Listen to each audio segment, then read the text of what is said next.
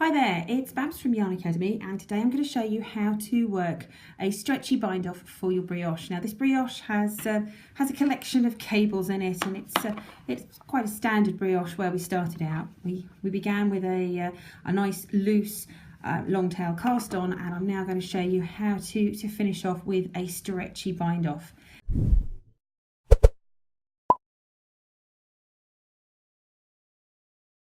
Now the first part of the process is actually to convert our brioche stitches into standard single rib, and we do that very simply. So we knit, and rather than doing yarn forward and all of the other slipping and so forth, we simply knit every stitch that is a slip, and then to make our stretchy bind off,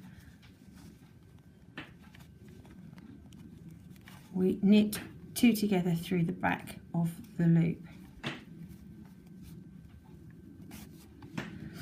And where we have our loop and slip stitch that we would normally do a yarn over in front of, we're just going to do away with the yarn over and simply knit those two together. And then we're going to bind off by knitting two together through the back of the loop for our stretchy bind off. So the next stitch would be a slip. We'll just knit that,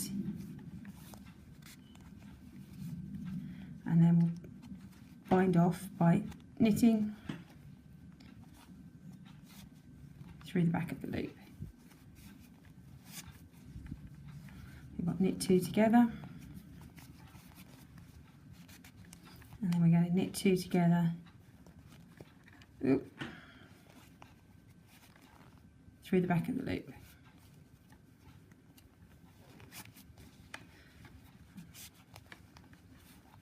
We knit the slip stitch,